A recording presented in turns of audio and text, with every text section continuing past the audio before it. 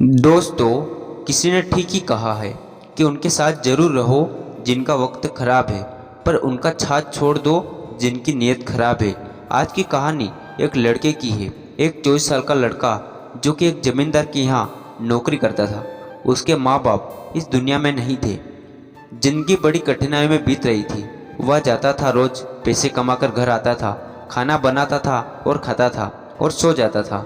यही उसकी दिनचर्या थी। एक शाम जब वह अपने काम से घर वापस लौट रहा था तो उसने देखा कि एक बूढ़े फकीर अपनी पीठ पर 3 बड़ी पोटली रखकर एक नगर से दूसरी नगर की तरफ जा रहे थे। वह देखने में काफ़ी बूढ़े लग रहे थे और वह काफ़ी देर से ऐसे ही सफ़र कर रहे थे और आखिरकार कुछ दूर चलने के बाद वह चलते चलते थककर एक पेड़ के नीचे आकर बैठ गए। तभी उनकी नज़र इस नौजवान युवक पर पड़ी जो किसी उस रास्ते पर जा रहा था और उसी दिशा में जा रहा था जिस दिशा में उन बूढ़े फकीर को जाना था। तभी वह लड़का उन बूढ़े फकीर के पास से होकर गुजरा। जैसे ही वह उनके पास से गुजरा तभी उन बूढ़े फकीर ने पीछे से आग्रह भरी आवाज़ में कहा, सुनो बेटा, क्या तुम मेरी थोड़ी सी मदद कर सकते हो? यह पोटलियाँ बड़ी भारी है और मैं बूढ़ा हो चुका हूँ। मैं ज़्यादा देर तक इनका बोझ नहीं उठा सकता और मैं बहुत थक भी चुका हूँ। तो क्यों ना तुम मेरी एक पोटली को उठा लो और इसे उस दूसरे गांव तक पहुंचा दो। इसके बदले में मैं तुम्हें 2 सोने के सिक्के दूंगा। वह लड़का उन फकीर की सारी बातें सुनता है, फिर उनसे कहता है, कोई बात नहीं बाबा, मैं आपकी मदद करने के लिए तैयार हूँ। बताइए आपको कहाँ जाना है?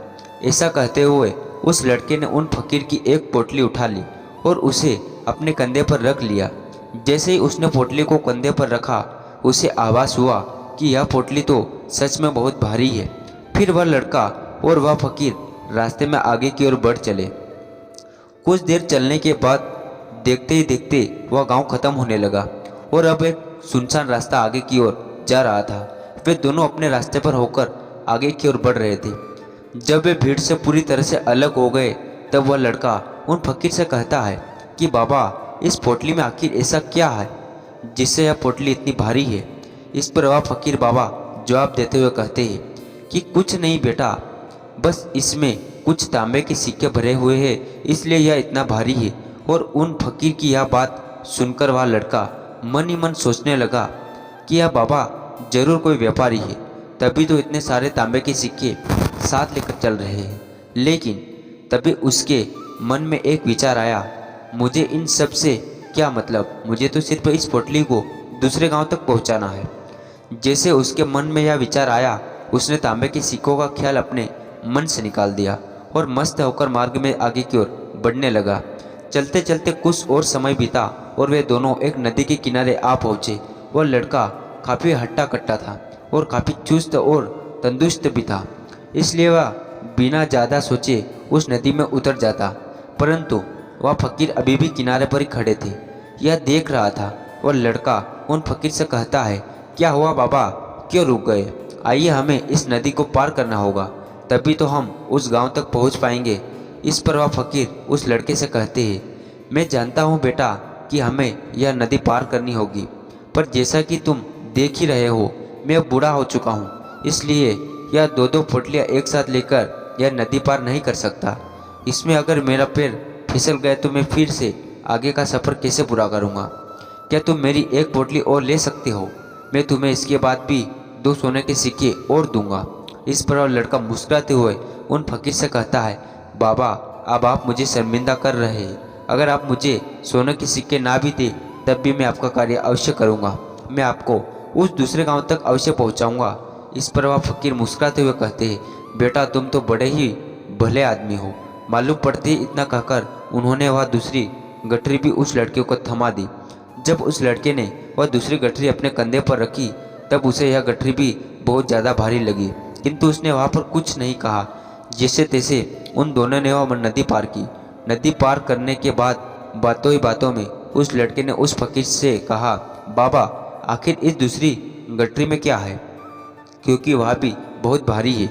इसका उत्तर देते हुए बाबा कहते हैं, बेटा, इस गठरी में चांदी के सिक्के हैं, इसलिए इस गठरी में काफ़ी वजन है। उन फकीर की यह सारी बातें सुनकर अब उस लड़के का दिमाग तेजी से काम करने लगा था। वह सोचने लगा एक गठरी में तांबे के सिक्के ही और दूसरी गठरी में चांदी के। तो ऐसा लग रहा जैसे फकीर बाबा बड़ी दूर से आ रहे हैं और उन्होंने अपनी सारी जमीन जायदाद बेचकर यह सिक्के इकट्ठा किए हैं, इसलिए तो यह इतना धन साथ लेकर चल रहे हैं। लेकिन वो लड़का उन फकीर बाबा से कुछ भी नहीं कहता और वे दोनों चुपचाप मार्ग की ओर आगे बढ़ते चले जाते हैं। कुछ देर चलने के बाद आगे फिर एक सुनसान रास्ता आता है। उस सुनसान रास्ते पर आते ही उस नौजवान लड़के के मन में तरह तरह के विचार उठने लगे। वह सोचने लगा, अरे यह तो सुनसान रास्ता है, अगर मैं सिक्के लेकर यहाँ से भाग जाऊँ तो यह फकीर भला कब तक मेरे पीछे भागेंगे। मुझे नहीं लगता कि यह मुझे कैसे भी पकड़ पाएंगे और यहाँ कोई है भी नहीं जो इनकी मदद कर पाए। और वैसे भी यहाँ बहुत सारे सिक्के हैं, मैं इनसे एक अच्छी दुकान खरीद सकता हूँ और खुद का व्यापार भी शुरू कर सकता हूँ। और वैसे भी यह बूढ़ा फकीर अभी धन का क्या करेगा, इससे अच्छा तो मैं ही इसे ले लेता हूँ। वह लड़का यह सब सोच ही रहा था कि तभी उसे खुद पर आश्चर्य हुआ, अरे यह मैं सब क्या सोच रहा हूँ। यह फकीर बाबा ना जाने कहाँ से आ रहे होंगे और ना जाने कितनी मेहनत करके इन्होंने यह सिक्के इकट्ठे किए होंगे। मुझे इनका फ़ायदा नहीं उठाना चाहिए, नहीं, मुझे ऐसा नहीं करना चाहिए। उसने कुछ देर के लिए तो अपने मन के विचारों पर काबू पा लिया, किंतु कुछ देर बाद देखते देखते उसके मन के अंदर लालच आने लगे और उस पर हावी होने लगे। वह लड़का दो पोटलियों लेकर उन फकीर के पीछे पीछे चल रहा था। कुछ देर और चलने पर रास्ते में एक पहाड़ी आई। उसे देखा वो फकीर बाबा उस लड़के से कहते हैं, बेटा यह पहाड़ी में नहीं चढ़ पाऊंगा, मैं काफ़ी बूढ़ा हो चुका हूँ और मेरे घुटनों में भी दर्द हो रहता है। यदि तुम मेरी यह तीसरी गठरी भी ले लो तो मैं तुम्हें 2 सिक्के के और दूंगा, लेकिन याद रहे इसे कहीं गिराना मत या कहीं खुल ना जाए। यह बात सुनकर वह लड़का उन फकीर से कहता है, क्यों बाबा, आखिर इस गठरी में ऐसा क्या है। इस पर वह फकीर उस लड़के से कहते हैं, बेटा इसमें सोने के सिक्के हैं। यह सुन वह लड़का मन ही मन बहुत प्रसन्न हुआ। उसने चुपचाप वह तीसरी गठरी भी उन फकीर से ले ली और दोनों बिना कुछ बोले आगे की ओर बढ़ने चले। अब वह फकीर बिना कोई जवाब और बिना कोई वजन के लिए आराम से पहाड़ की चढ़ाई चढ़ रहे थे। लेकिन वह नौजवान लड़का जो पीछे था वजन के कारण बहुत धीरे धीरे चल पा रहा था। लेकिन जब से उसने सोने के सिक्कों का नाम सुना उसका मन तो छलांग मार रहा था। वह मन ही मन सोच रहा था कि अगर यह सारे सिक्के मुझे मिल जाए तो मेरा जीवन तो बड़ी आसानी से कट जाएगा। वैसे भी यह फकीर तो बूढ़े हो चुके हैं, भला इन्हें इतने धन की क्या आवश्यकता है, इनका जीवन तो वैसे भी कट ही चुका है। मैं एक काम करता हूँ, यह सारा धन लेकर यहाँ से भाग जाता हूँ। लड़के के मन में अनगिनत विचार चल रहे थे। लड़के का मन अब उसकी बुद्धि पर पूरी तरह से हावी हो चुका था। उस लड़के का मन अपनी बात को सही साबित करने के लिए उसे कोई भी तर्क दे रहा था। और तभी उसके मन में एक और विचार उठा और अब की बार वह लड़का यह सोच रहा था कि लगता है यह फकीर बाबा कोई चोर है, इनके पास इतने सारे सोने के सिक्के कहाँ से आए। अगर यह कोई व्यापारी होते तो यह इस तरह से पैदल यात्रा तो नहीं करते, और अगर इनके पास इतना सारा धन होता तो यह कोई ना कोई साधन भी आवश्यक करते। लगता है कोई चोर है और चोर का धन चोरी करने में भला कौन सी बुराई। यह सोचता हुआ वह लड़का अब काफ़ी तेज़ी से ऊपर की ओर चढ़ रहा था और देखते ही देखते वह फकीर आगे से भी निकल गया। वह सोच रहा था कि जैसे इस पहाड़ी की चढ़ाई खत्म होगी और ढलान आएगी, मैं इन तीनों पोटलियों को लेकर भाग जाऊंगा, जिसके बाद यह सारा दिन मेरा हो जाएगा और मेरी गरीबी भी हमेशा हमेशा के लिए खत्म हो जाएगी। मेरे पास बहुत सारा धन होगा, फिर मैं चाहूँगा वो कर पाऊँगा। यह अब सोचते सोचते वह पहाड़ी की चोटी पर पहुँच गया और अब ढलान का रास्ता शुरू होने वाला था। तभी वह लड़का उन फकीर की नज़रों से बचता हुआ तीनों गठरियों लेकर तेजी से भागता हुआ आगे निकल गया। अब उसे अपना शरीर बहुत हल्का महसूस हो रहा था, जैसे कि उन तीनों गठरियों का वजन तक मालूम पड़ रहा था। वो काफ़ी देर तक दौड़ते दौड़ते भागते लोगों की नज़रों से बचते बचते वह सुनसान रास्तों से होता हुआ किसी अपने घर पहुंच जाता है। खुशी का कोई ठिकाना नहीं था। उसने सोचा, क्यों ना मैं जल्दी जल्दी इन सभी पोटलियों में सारे सिक्के निकालकर उन्हें कहीं छिपा दूं। यह सोचकर जब उसने गठरी खोली तो पहली गठरी में उसे जंग लगे हुए लोहे के सिक्के मिले या दूसरे उसने देखकर उसे अपनी आंखों पर विश्वास नहीं हुआ। इस पर उसने तुरंत ही दूसरी गठरी भी खोल डाली।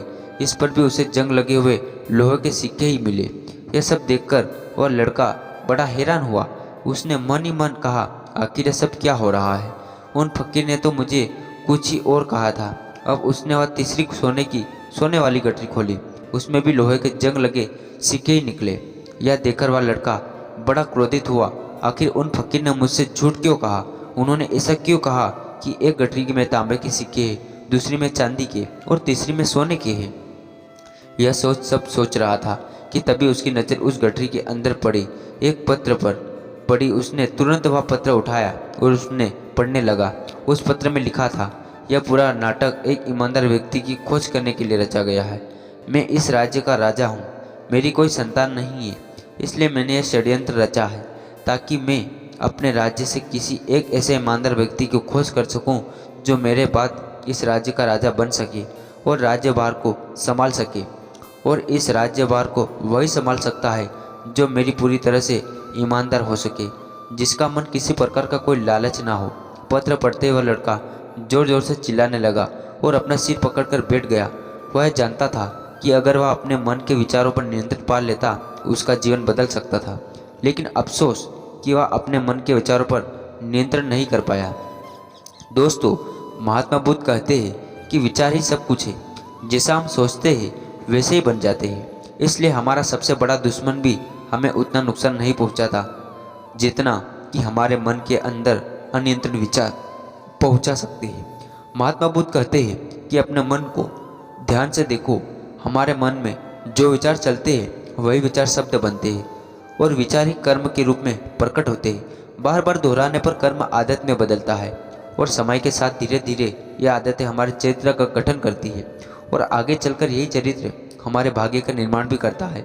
इसलिए हमारा अपने विचारों के प्रति सहज रहना बेहद आवश्यक है। हमारा जागरूक रहना बेहद आवश्यक है। हमारा इस पर ध्यान देना जरूरी है कि हमारे मन में किस तरह के विचार उठ रहे हैं।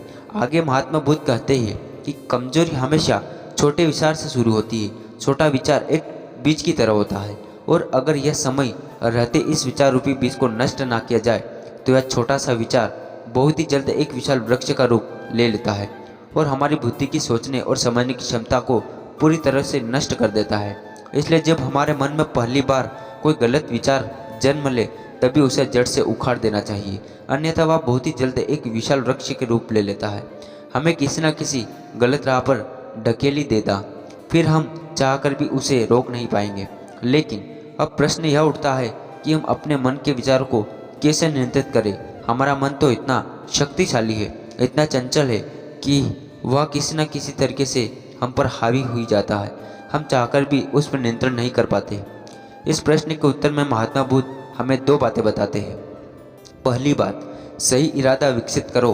कई बार आपने देखा होगा कि आप बोलना कुछ और चाहते हो लेकिन बोल कुछ और देते हो, क्योंकि आपके मन के भीतर जो कुछ बसा हुआ है वही आपके मुख से बाहर भी निकल रहा है।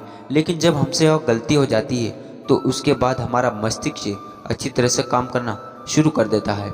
हम अपने सोचने और बोलने की प्रतिसहज को खो जाते हैं और इसी अवस्था में हमें एहसास होता है कि हमसे गलती हो गई है और फिर हमारा मन दुखी हो जाता है। वह पश्चाताप से भर जाता है और इस दुख और पश्चाताप से बचने के लिए महात्मा बुद्ध हमें सही रास्ता विकसित करते हैं कि कहते हैं, और ऐसा करने के लिए जब भी आप कोई कार्य करने जा रहे होते हो, सबसे पहले आपको सभी से पूछना चाहिए कि जो कुछ भी है करने जा रहे हो उसके पीछे मेरा इरादा क्या है। क्या मैं दूसरों को दुख पहुंचाना चाहता हूं, दूसरों को नीचा दिखाने जा रहा हूं, या मुझे दूसरों को और खुद को ऊपर उठाना है। खुद से सवाल कीजिए, खुद को सचेत कीजिए। जब आप इरादे के प्रति सचेत होने लगेंगे, जब आप विचारों के प्रति जागरूक होने लगेंगे, तभी आपके अंदर सकारात्मक ऊर्जा प्रवाह होगा, तभी आप सकारात्मक इरादों से जुड़ेंगे। आपके अंदर बैठी हुई नकारात्मक ऊर्जा और नकारात्मक इरादे दिन प्रतिदिन कम होने लगेंगे। परंतु स्मरण रहे, आपको यह हर दिन करना होगा और आपको हमेशा इस बात का ध्यान रखना होगा कि आपको केवल अच्छा सोचना है और आपके इरादे हमेशा सही होने चाहिए। तभी आप दुख और तकलीफ़ों से बच सकते हैं, अन्यथा आप इसी तरह दुख और तकलीफ़ों से घिरे ही रहेंगे और आप कभी भी इससे बाहर नहीं निकल पाएंगे। दूसरी बात, विचारों के प्रति जागरूकता विकसित करो, जिससे आपका मन धीरे धीरे शांत होने लगेगा और आपके मन में बसी हुई सभी नकारात्मक ऊर्जा, सभी नकारात्मक विचार खत्म होने लगेंगे।